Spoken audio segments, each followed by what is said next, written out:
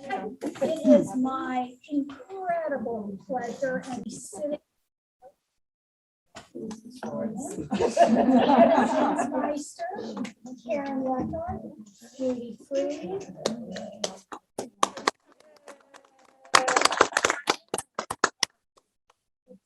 And is it recording? We are recording. Okay, so I feel like Anna joined in 1989-ish. Karen joined sometime before 72, but has been a consistent attendee since the 80s. Yeah. Judy joined in 1978. Somewhere around there. We're not sure. So, We have the membership directories in the library if you really want to. Yeah. I have to go look it up. That's Yeah, right. you're right. If you ever really want to know. I think the first time I saw my name appear in the tie-up of what I'm going by okay. as a volunteer. Okay, so let's, for the time being, let's start, and we'll start with A, and then eventually we'll become a free-for-all. But Anna, why did you join the guild? What made you? I joined the guild, actually, I joined the guild in 1989, I know for sure now, because it was when we used to have regional conferences every 2 years. And I was at the Ventura conference. It was held up in Ventura County. And I took a workshop with Peter Collingwood.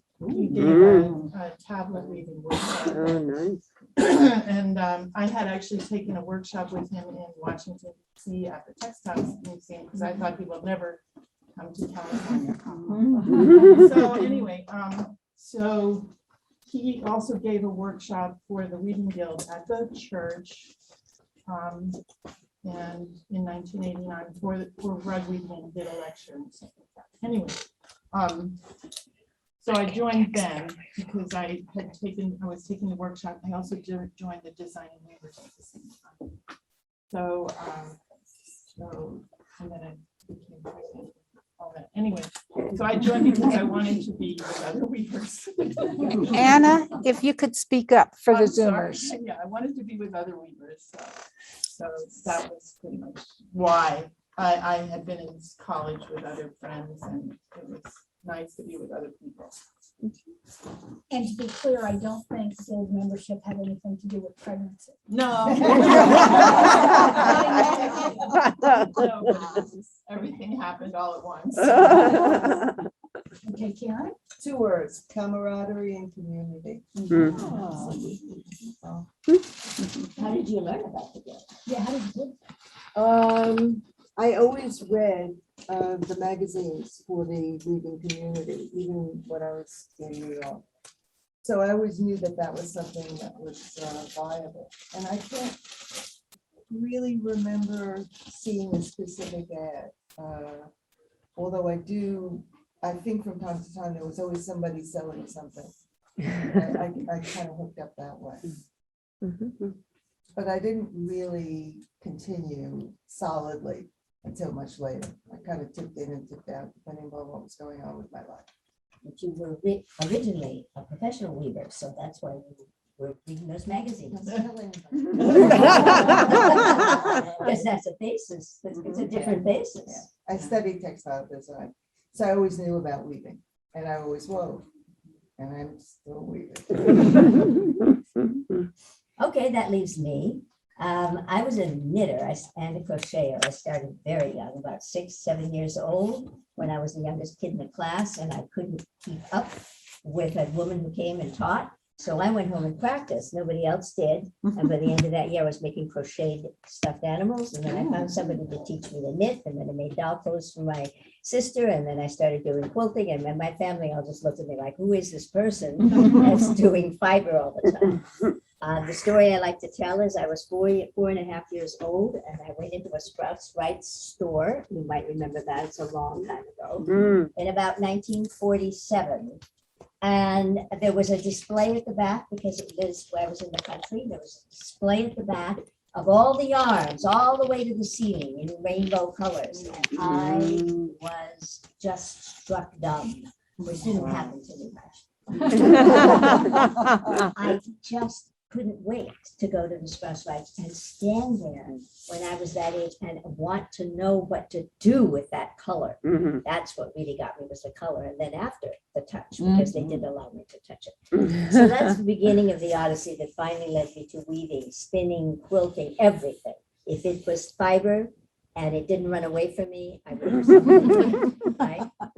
I found, I didn't know anything about weaving. Was in a toy store looking for a toy for my son and found a little toy rigid heddle kind of a loom. And I said, oh, that looks like fun. And I took it home. I knew about weaving. I knew about weaving because of the Blue Cat of Castletown, a moralistic tale about craftspeople being the good people of the world. Mhm. Yeah. Yes, and that Cool. that was a kind of my little Bible. I Mhm. love that little book. So my husband and I were both doing woodworking at a time when we were also moving from the east side, Eagle Rock area, to the west side. We were driving around to get used to the new neighborhood, and we passed the Culver City Auditorium with a show and sale. And I said, look, craftspeople.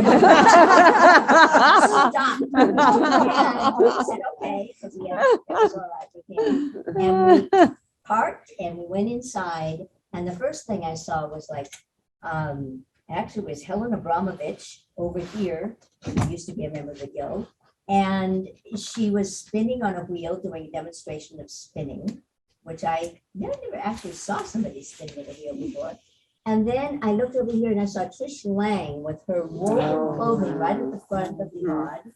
And behind her, 7 tables of woodworking tools. Oh, my God. Mr. Howell was there with his woodworking tools. And my husband was, he was ready to stay now because we were both woodworkers. Yeah. So we both went there and I simply bought beautiful wood. All this, and I would say, what do you use this for?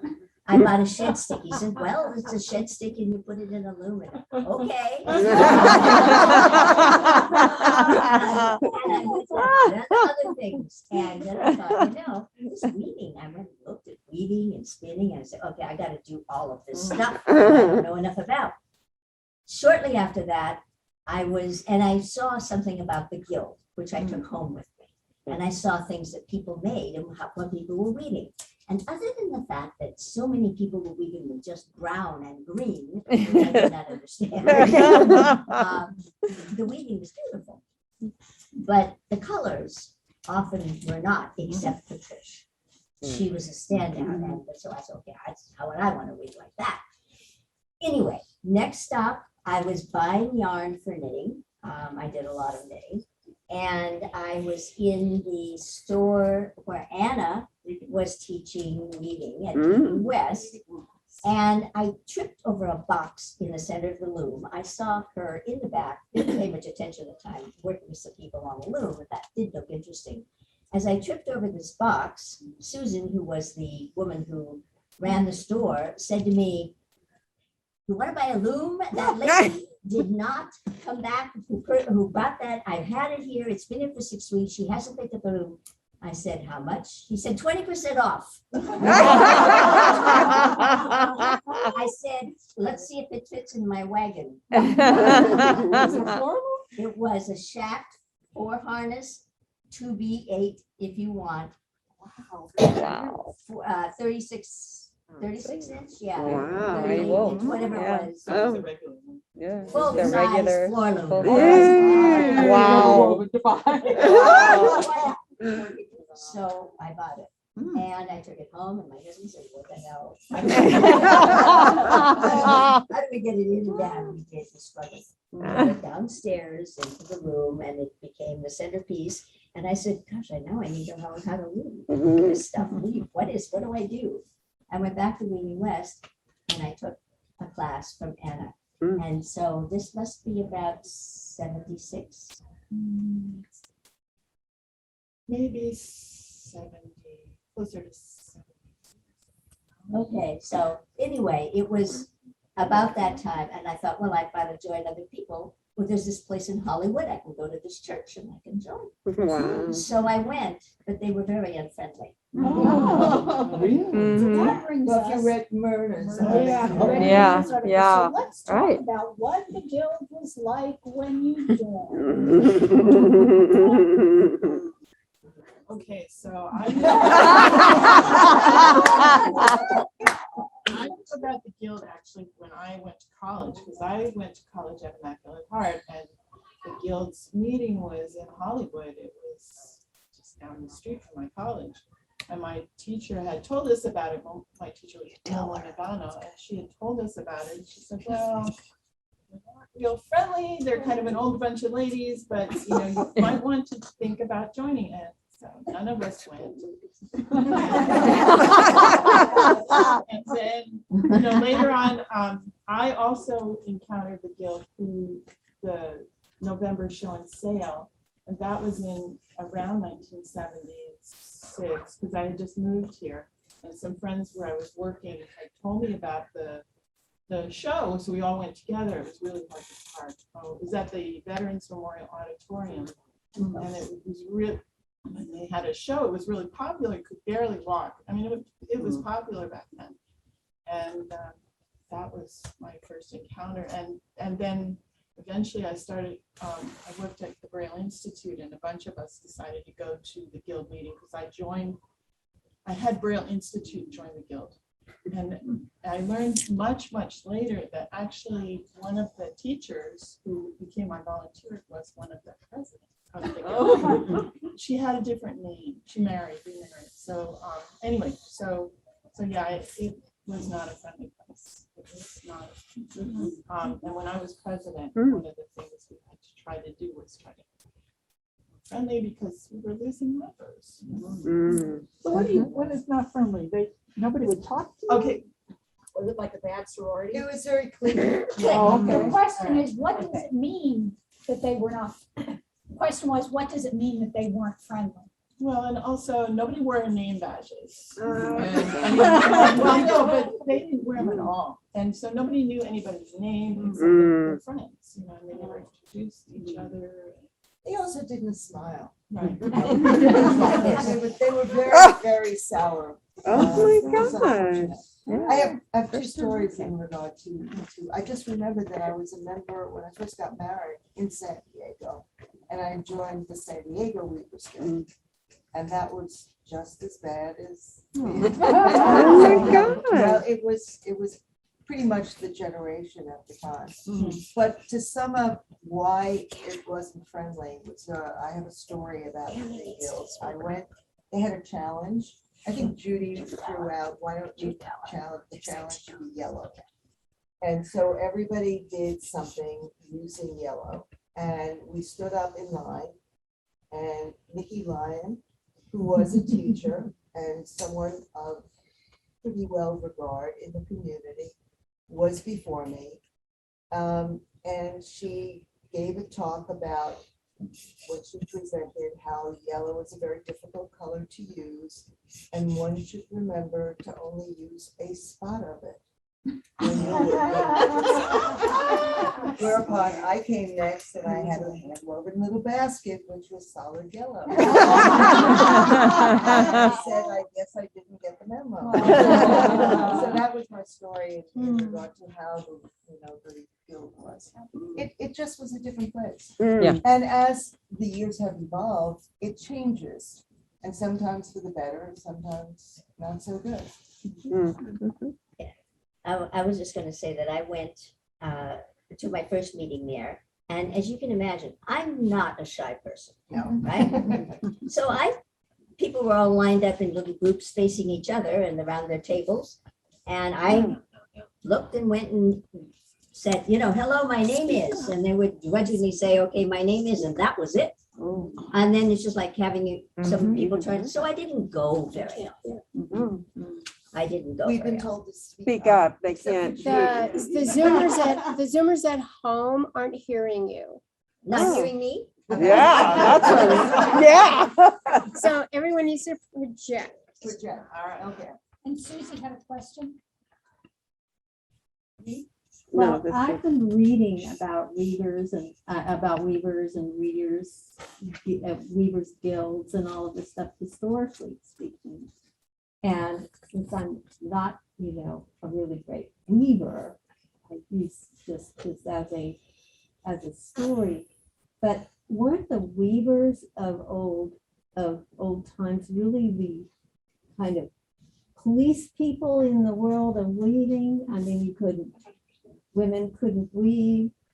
Bad things happened to you. You did something that the guild didn't approve of. This was kind of what guild Oh, you meant. didn't follow the You rules. mentioned the historical. Historically guilds. speaking, yeah. So maybe they were just No, I don't. No, I no, don't think. there was a whole, even when you went to conferences, the fabric of that you did for yardage and submissions, you had to have perfect salvages. Now there is no such thing as a perfect salvage. Now there's a lot of distortion that goes on in terms of the weaving and a lot of misweaving, which people just sort of accept as fancy weaving. So, things have changed. The community has changed and the people have changed with it. I can't remember the name of all of the people, and it probably wouldn't be nice anyway, but there was an old guard. There was an old guard in the guild. I only went to meetings sometimes. I was a busy working woman with a young child and lots of stuff going on in my life. And I also really believed in guild movements. And so I joined many other guilds by that time, spinning guild, knitting guild, etc., all these other things. But I would go to meetings once in a while to see what was going on, especially when the tie-up, which I loved, the tie-up was wonderful. And especially when the tie-up said there was going to be an interesting program. And I would go for that. I didn't need the coffee klatch necessarily. I wanted some information. So the camaraderie wasn't there. I was finding camaraderie in other guilds until much later. So I didn't go regularly. But one time when I went there, they were doing a demonstration and one of the persons said, you can come over to my studio and take a look at looms because I still was a total novice. And so I went with Saran, many of you may know Saran Kirschbaum, who by that time we were very good friends from helping start the spinning guild. And we went out to this studio, wherever it was, and I sat down at the loom and basically saying how to do that. And she said, well, do it this way, do it this way. And I started to do something, she said, ha, that's not the way we do it. I mean, she was just belittling. So I got up and said, okay, that's fine. And I went home and got, aside from classes that I took with Anna, I got that book. How to weave. Yeah, it wasn't Deborah Redding's. It was another one that was baskets, spinning and weaving and everything else by. The weaving, spinning and dyeing. Yes, the weaving, Yeah. spinning and dyeing book. And I said, Rachel Brown. Yeah. okay, I will do this. Misread the directions. It said 6 feet of warp. I put on for my sampler 6 yards. By the end, I had pretty much learned how to. So let's talk about the kind of cloth people were making, because I had heard that there was a lot more snobism about small threads and. Yeah, I remember one of the things that stuck to me is that there was a time when I was working for vendors during the November show and sale, and one of the vendors I worked for was Russell Groff of Robin and Russ, and he found it so frustrating that modern weavers were not using thin enough yarn. Oh. So yeah, I guess that's what you're talking about. Yeah. Well, there was a whole period in the 70s where people went to very thick, fat things, and macrame was big and stuff with big rope and all kinds of Earthy that. they used to call it. Yeah, very earthy. That's what we wove in my class when I was taking. But I really didn't like that much of that, so I did at least use things that were worsted weight yards, right? And then graduated a little bit to slightly finer yards. I wanted to make cloth to make clothing because I wanted to sew. I used to make a lot of clothing, and I really enjoyed making colorful clothing. What when I showed my cloth, it was like too much color, Hmm. let alone yellow, which I use a lot.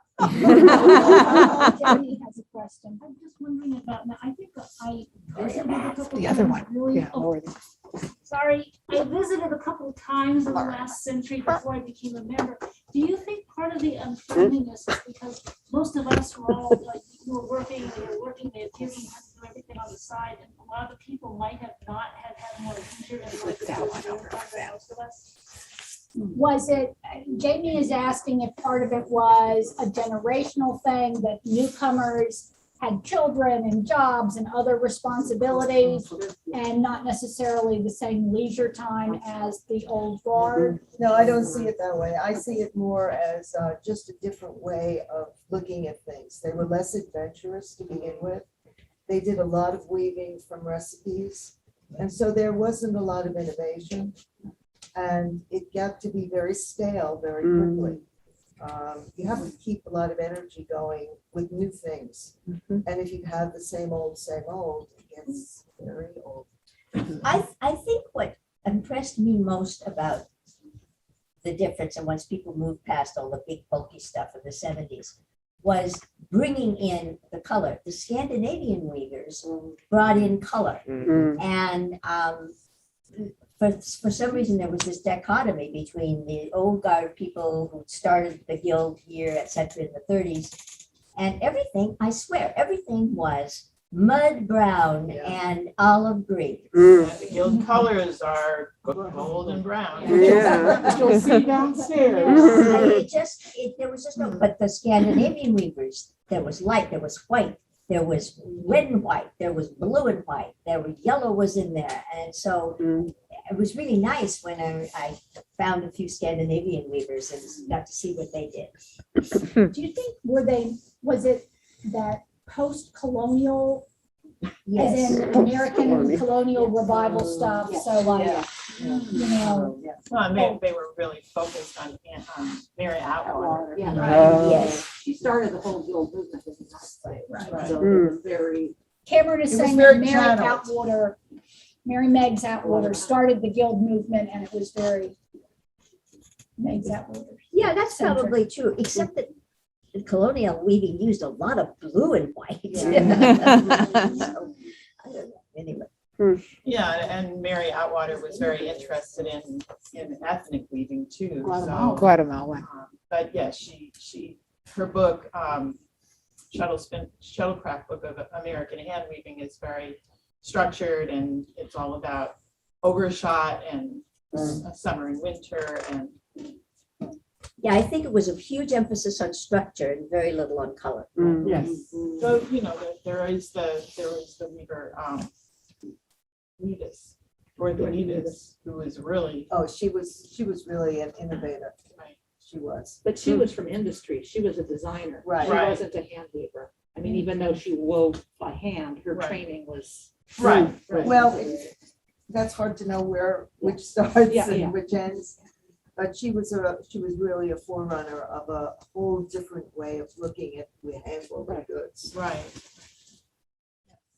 Do you think that the dawning of the age of Aquarius and tie-dye and all that also influenced, number one, colors, and number two, hugging? Mm. Well, that was the 60s, right?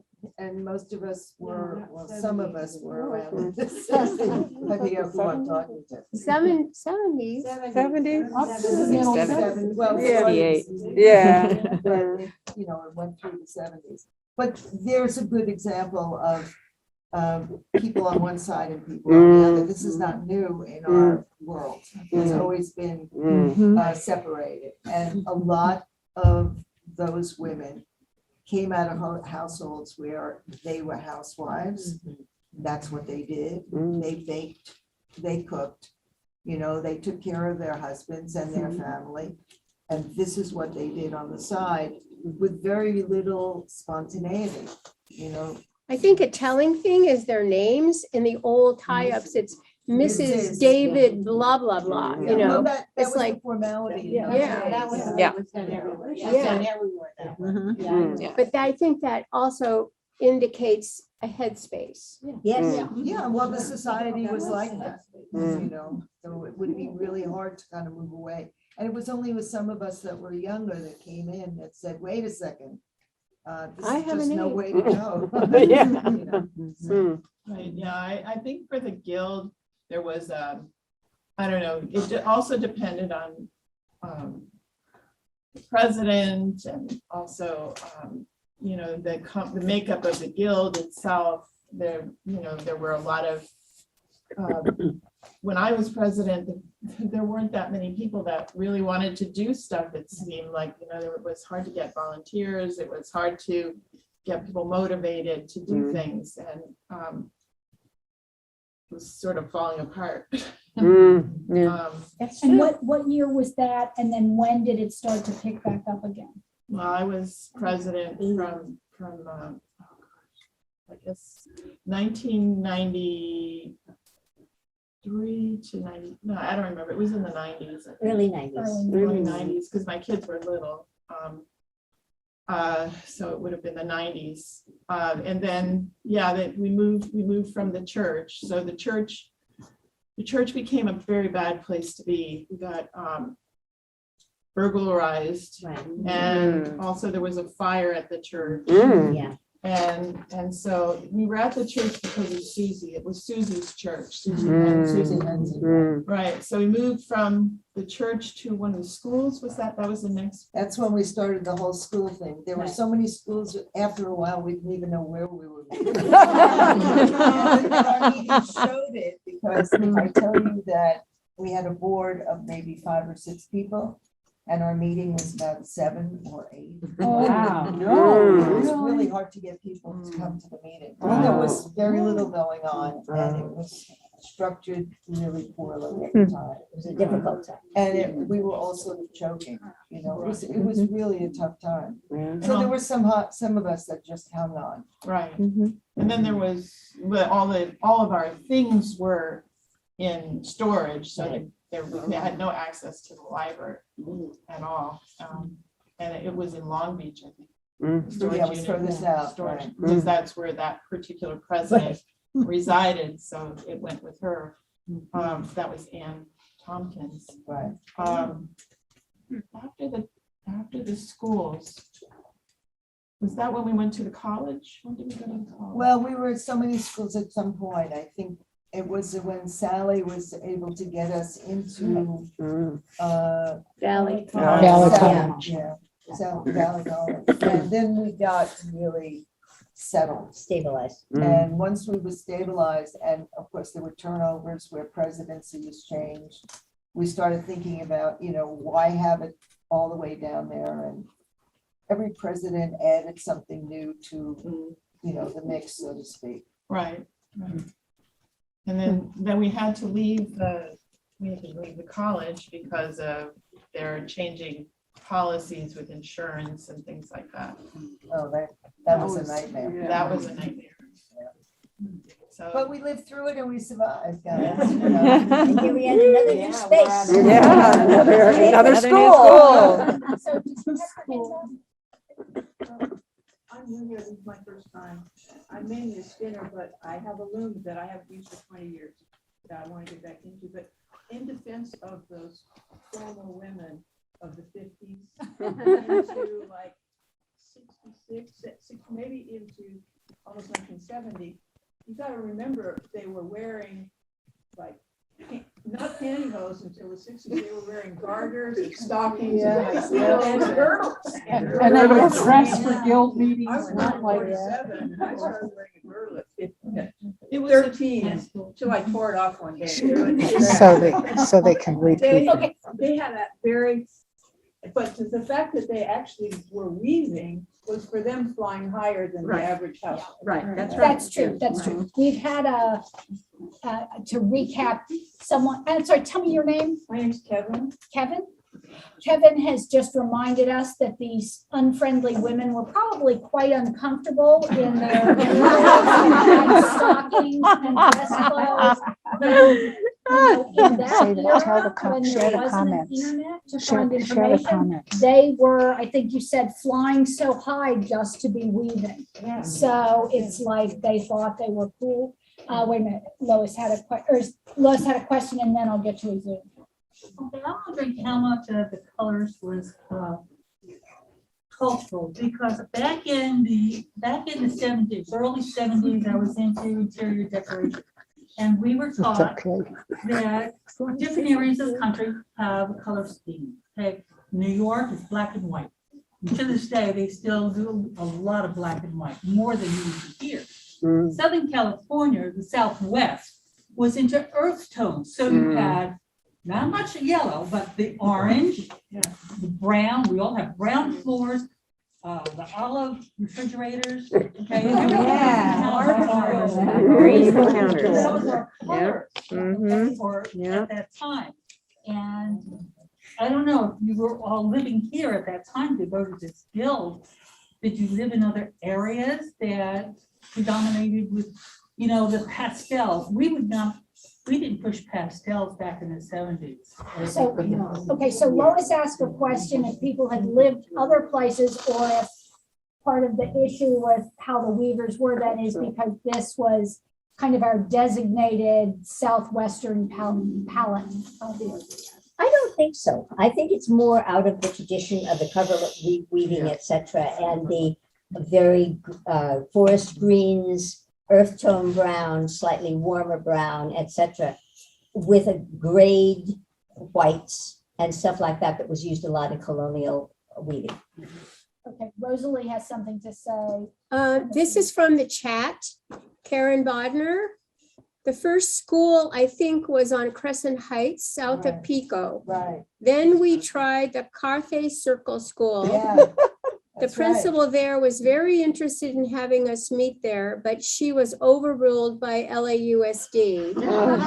After that, we went to Valley College. You should wave, because Karen was waving to all of Should us. read the Margie one too. Karen Read the was Margie one president of too. the guild after me, Yeah. so I she have would one more. Okay. This is from Margie, whose name, Margie last Fine? name, it's not Margie Fine, and she didn't put her last name in.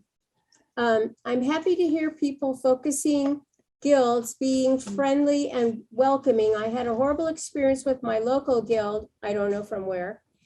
I did not feel welcome, did not feel camaraderie, a lot of judgment. I was almost the youngest member in my late 40s. I hung in for 8 years and then finally quit. It took a big toll on me as they were actually cruel. And I stopped weaving, but I love weaving and want to get started again, enjoying hearing all this. I'm sorry,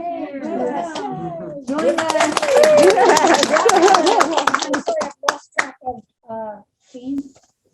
Yeah, I'm beginning to think I'm the oldest person here. Come on up. Yeah, I joined because of Anna. I will say that because Didn't we all? Yeah. back in the 70s in Santa Barbara, 72, 73, 74, I was in a reading class with Lynn Lopez at the Santa Barbara Community College, adult school. Right. And we were weaving there, and I was the only one, this is my memory, not weaving a Navajo rug. In the 70s, it moved into the age of Aquarius. It also moved into back to nature, living on the land, dyeing, natural dyeing, herbs, and all those earth colors are the natural colors that are more muted. And browns and the olive green was Westinghouse, General Electric, it was nationwide. And so I was, everybody was doing their whole rugs. I was doing white on white overshot. Wow. Now, why I did that, I had been married in 1967. I had my everyday china, I had my good china, and I wanted formal placemats to go with the good china. And I have, in COVID, just gone back through a lot of those things, and the marriage, planning it, and all that went into being a hostess. It was a very different world. Zoomers, could you you hear that? Good, okay, Okay. Okay. that was great. But Yeah. but weaving, and then when you talk about the 90s, I don't think in the 90s there was a lot of interest in handcraft. Because in the late 70s, 80s, women then wanted to become professionals. Right. They wanted to, and they went back to work. That's right. There was Supermom, and Supermom was a mother and a full-time, she worked full-time, and she ran the PTA and so forth, but she didn't particularly do crafts. I was definitely a closeted crafter. Right, I think that was definitely happening because there used to be a lot of weaving stores, real Yes. stores, Yeah. not knitting stores, but real Yeah. ones, Yeah. and they all went out of business Yeah. at that time. Yeah. And a lot of the companies that made weaving supplies started struggling. So yeah, that was another reason why the guild was struggling, because everybody was struggling. And now there's so much interest in natural dyes, and I just kind of smile because I remember 40, 50 years ago, there was just as much interest. Right. Except Amy is here rolling her eyes because Amy is one of our many natural dyers, as is Jamie. Yeah. Who knows, you can get vivid colors out of Yes. natural dyes. Yeah, now, yeah. It's hard, you have to really know what you're doing as opposed to slopping stuff But around. the key thing with what Did I I say that out loud? I'm not a dyer, but what I remember was the more muted colors. You knew that they were natural dyes and not the synthetic Right. white dyes. And it's just like the old tartans of Scotland, those ancient tartans are more muted colors. Right. But yes, you can do quite a bit with dyeing.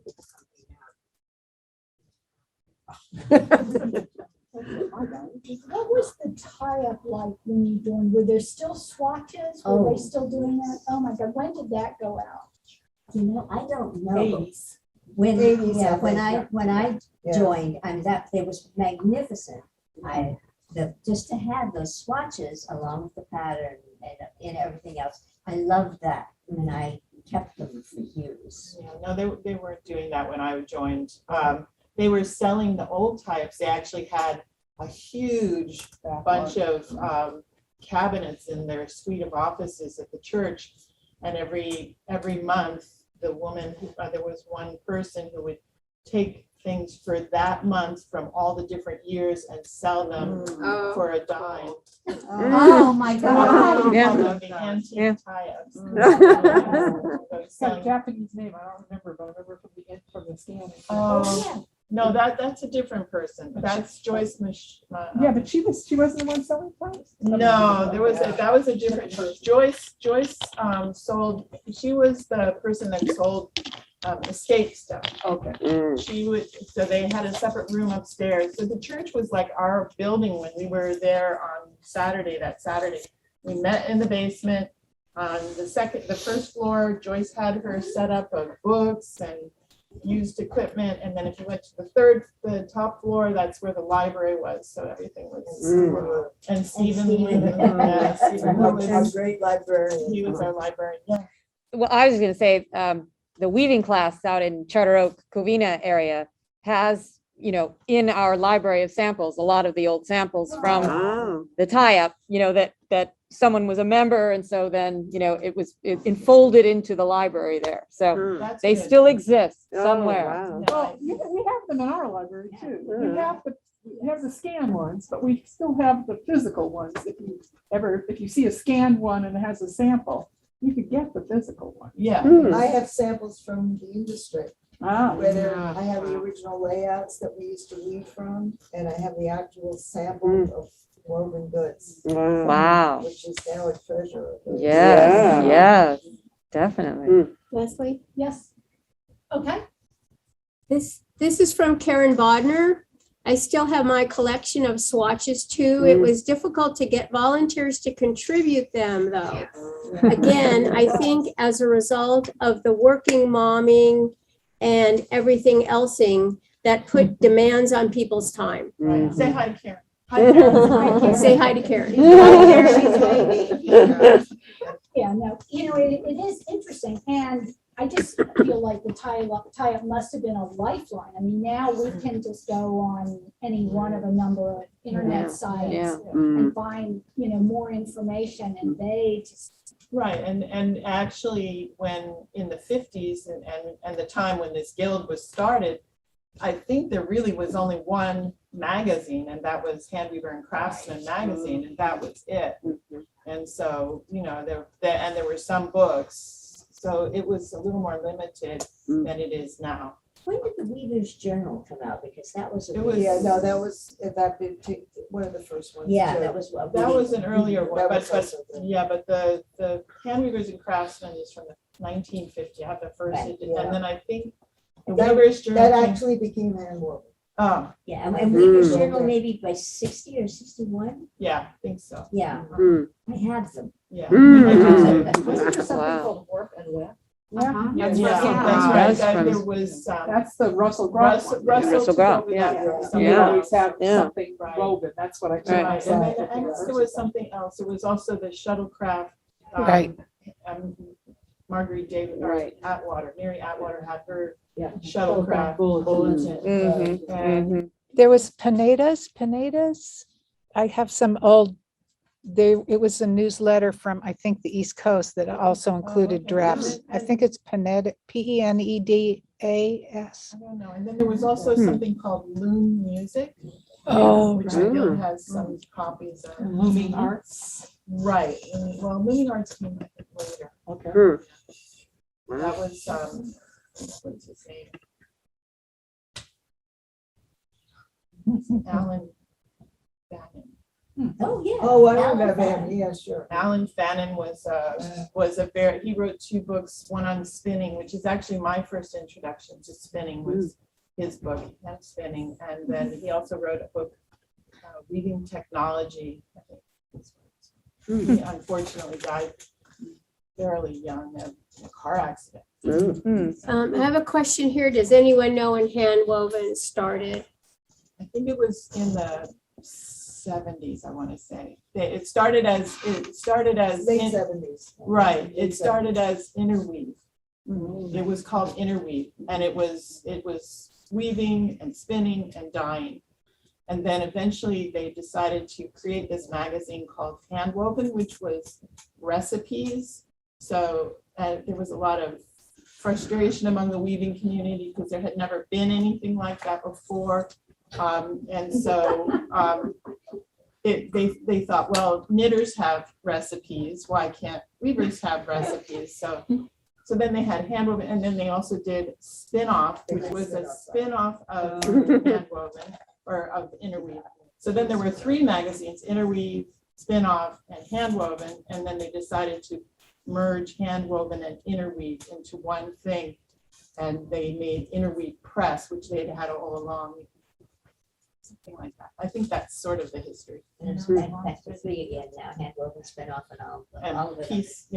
piecework. Yeah. Okay, I'm going to stop for a commercial break to remind the people in the room that we have not just refreshments, we have celebratory cupcakes and party favors downstairs after the panel is over. Zoomers, I'm very sorry you won't be able to join us. There will be a way that we'll figure out the party favors of it all. But at any rate, so we're gonna have just a couple more questions before we go, and I'd like to talk about something, and that is the difference from the time that I was a president to now. Which gives you a perspective that's pretty late, because I think I was a president in 2005, 6, 7-ish, It's something on like one of the that. history boards downstairs, so. Okay, somewhere around Yeah. there. And 2007. at the time I became president, because I had been on the boards, I had watched what was going on, and it just seemed to me that the guild was gonna fail. And it became clear that if I didn't volunteer and do something about it, it was gonna happen. And I didn't want to see that happen. It was really very, very selfish. in a sense. If you want something to happen, you have to really volunteer to get it done in a volunteer organization. We all volunteer for some reason or another. Mine was really, I wanted a community and I wanted to sustain it somehow.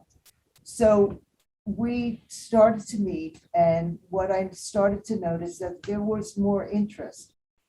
The difference now is that it's an automatic to volunteer. Hands get up all the time. It's just remarkable. Everybody's intriguing when they start talking about their work or their volunteer. In those years, it was always this feeling of drudgery. Oh no, I have too much to do. And there was always excuses, and you could always find excuses. Now you don't realize how sophisticated this group is. I mean, we are, one of the reasons why this community is so exciting is because we have a diverse background. We come with different attitudes and different styles, and we have really unique ways of thinking about things, and they're not all the same. And as a community, when we get together, we can't be beat.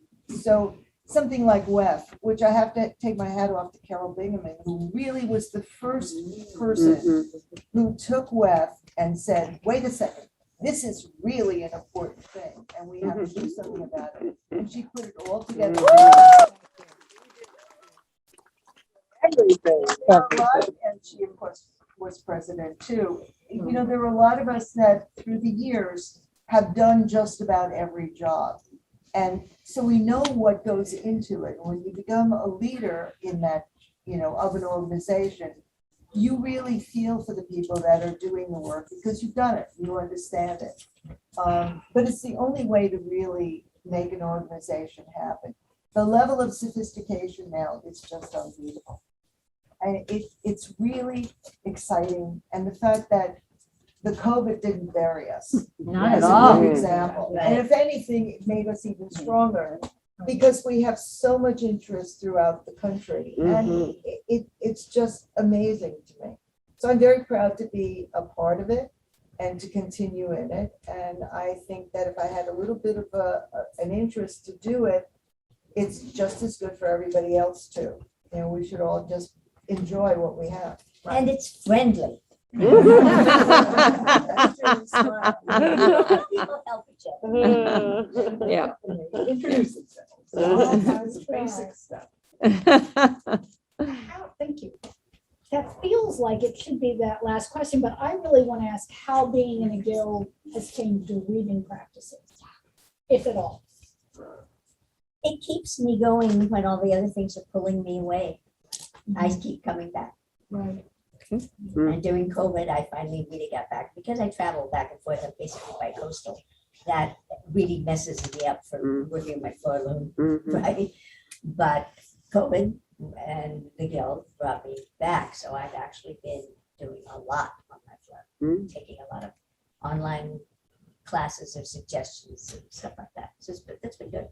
I think for me, it's the challenges. I love the challenges. I love the idea of seeing a series of work that we were all given exactly the same piece of information, whether it be do a leaf or this or that, and everybody comes. And part of my best experience at the Guild was, believe it or not, working with Myrna, because we used to do the challenges together. And one year we did the cheesy tomato. Right. And the cheesy tomato was, we took cheesecloth that was undyed, and we used to give envelopes to people with little bags that said, these have to be used in your challenge. Right. And the kinds of things that we had put together were just horrendous. Yes. And that's what really challenged you. And so everybody ended up buying red dye, which was red, and it dyes everything. It's a union dye. And so everybody had cheesecloth that was red.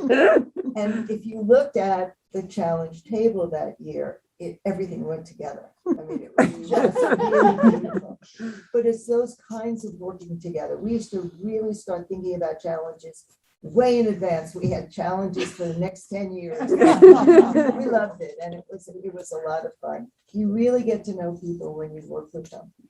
And I would recommend also going to workshops, because you don't really get to know people at a meeting as much as when you're working with them alongside. Yeah. So those are the Yep. things that I think I most value from being in a guild. What about you, girl? I think it was, at first I will admit to you that I was a little confused about the challenges. But I have since been converted. So. But yes. You loosened up, eh? We got to you. I was a little stiff, yeah. That was my problem, not yours. Well, that's okay, we all do that. But you were a kind weaving teacher. to a Absolutely. beginner weaver. So, yeah. You didn't nag me about my not so great selvages. No, and I have a new group of weavers coming into my classes, and they are really exciting. And so for me, it's not just the guild, but also the students. And then by encouraging the students to join the guild, then I extended my influence on them that way, and their influence on me, because they teach me things. I learn a lot from my students. So so it's a give and take. And so that's why I always, I remember one of my earliest memories of Nikki Lyon, who Famous. She was tough. She was tough. She was a teacher also. And she wrote a couple of books, and I think we have some in the library. They're really good if you ever want to look for them. But they were self-published sort of things. Anyway, she told me that when I was president, that most of the people that were in the guild were her students. And it was sort of like, okay. And so now I can say, well, a lot of my students. It's sort of, that's what happens. You become a teacher, and I think Cameron also. A lot of my students end up. Right, exactly. So, it's because we know that this group needs that kind of energy that the students are. And the students need the group. Yes. Right. So, right, exactly. So Yeah, as I didn't never teach weaving, but I taught spinning for 30-something years. And one of the price for paying, you could pay me more or you could pay me less and join the guild. And that's, that guild is still going strong too. And this guild. Right. So, and actually this guild used to be a spinner, and then I think that my impression was that the spinners felt a little left out. They did. Say they created their own guild. So. Okay, we have a Zoom question. Karen Bodner. Show and tell has been an important source of inspiration, not so much because I want to do what they did, as just knowing that the showers managed to find time to weave. So I can too. Right. Even when I don't make good on the inspiration, the next month, the inspiration gets renewed. Also, with Karen Leckhart, I like the challenges. As for why I joined the guild, I had been a member of a small guild in the Midwest before I moved to LA and really wanted hope for a sense of community. Okay. Are there any other closing remarks people would like to make? I feel like I could stay here. Questions, but we'll save something for the 85th. 70th, the 80th. 80. There we go. The 60th was nothing to write home about. But the 60th was pretty good because we celebrated it well. Right. It was really nice. Because rep was in November then. It was November, right? Neat. That's when the boards were made, first board made for Yes. the 60th anniversary. Right. So, Cool. Yeah, so the only thing we had at the 50th that nobody had at the others was Mary Snyder showed up. Oh, cool. What was she like? She was really interesting and very, she knew that she was important, you know. Nice way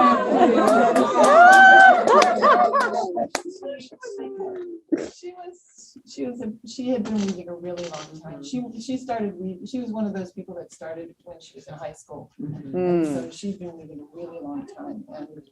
And the guild she was a real powerhouse in the guild. She was not only president, she was responsible for us getting the library we had. She was responsible for the Atwater collection and what happened to it afterwards, unfortunately. But she was a real powerhouse and she knew it. You know? So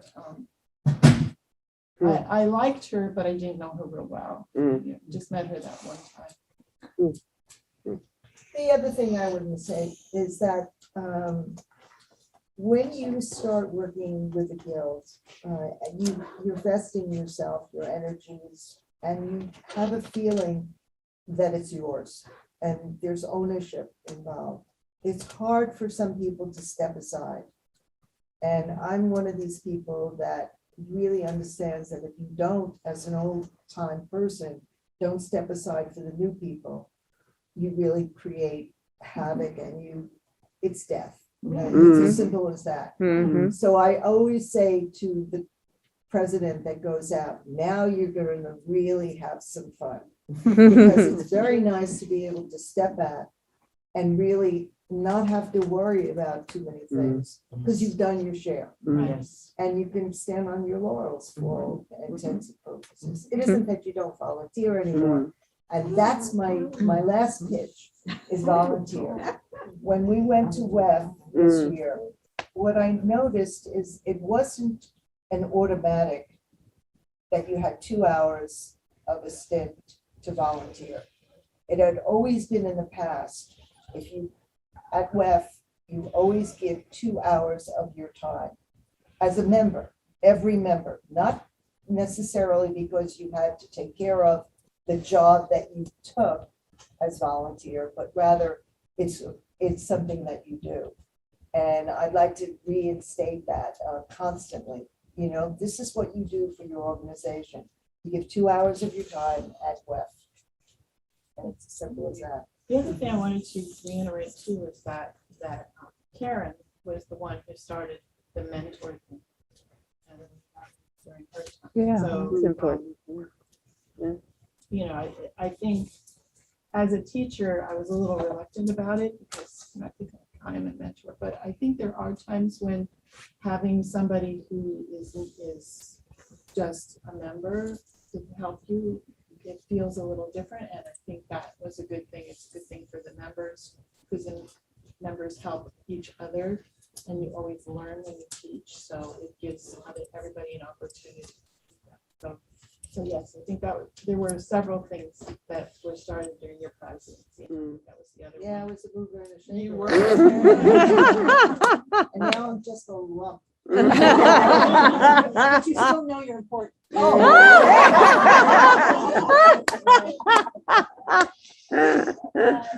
We've done this one quick thing. We talked about being friendly and introducing new members, and I missed, there's a brand new member in the back, and I didn't get a chance to introduce you. Is it Caitlin? Kevin. From Artesia? Pardon me? From Artesia? No, I thought that that would be, I haven't signed up yet. Welcome. So if you're here, sign in on the sheet so we know you were here and we're glad to have you. Yeah. And I guess that's. Finding out if she needs a Didn't say buddy. the last one. She hasn't joined She hasn't joined yet. I got one more. Okay, sorry. One more. From Sharon McNerney. As a member who is fairly new, I was blown away by WEF. Such an astonishingly good event, so many people volunteering, so much yarn and expertise.